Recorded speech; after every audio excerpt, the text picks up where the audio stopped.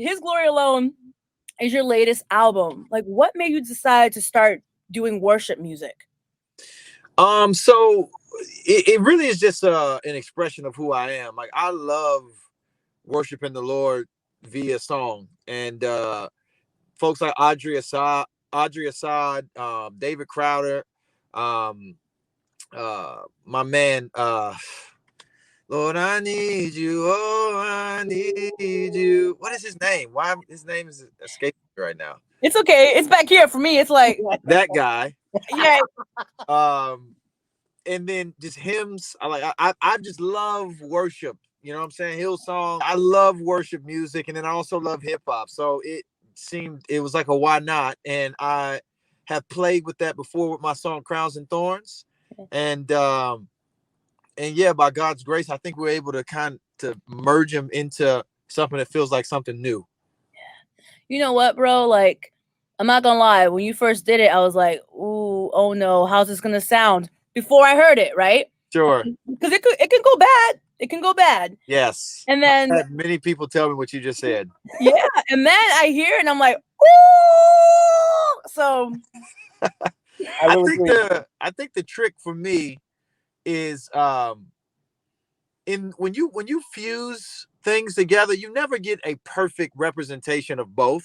One side is going to be dominant, and for me it was always important to have hip hop be the dominant side. So it's not a rapper doing worship, or excuse me, a worship song that has rap on it. This is a rap song that has worship on it, and I think that is the key difference for me, that we don't want, because a lot of times folks are trying to find a way to get on Christian radio or get on to those spaces that are, massive. Right. More contemporary. You want to be where Mercy Me is. So Right. so dudes will start singing in ways they don't sing and making music in ways that they don't make, because we're trying to fit in there. And then your fan here, your audience hears it and says, this is somebody else.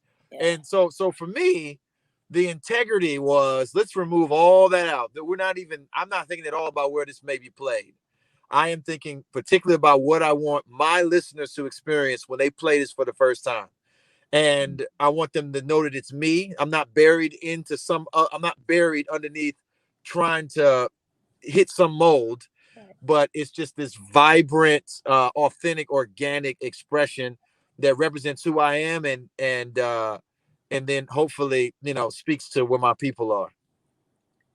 Well, I would say you did a great job, because I know Boost, for example, is already playing 3, and I know more to come from songs from that album.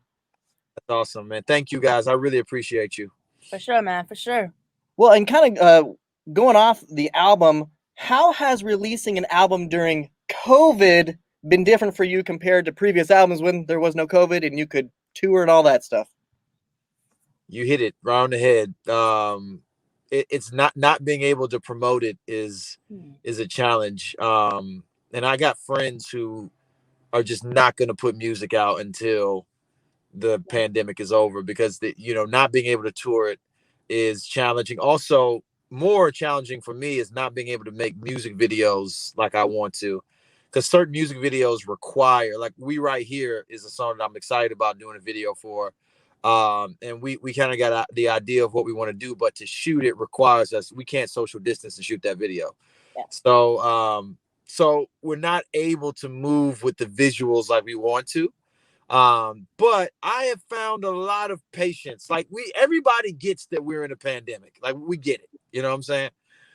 So I appreciate that folks have been gracious in the fact that we aren't able to do our regular, kind of the things that we regularly do when we drop projects.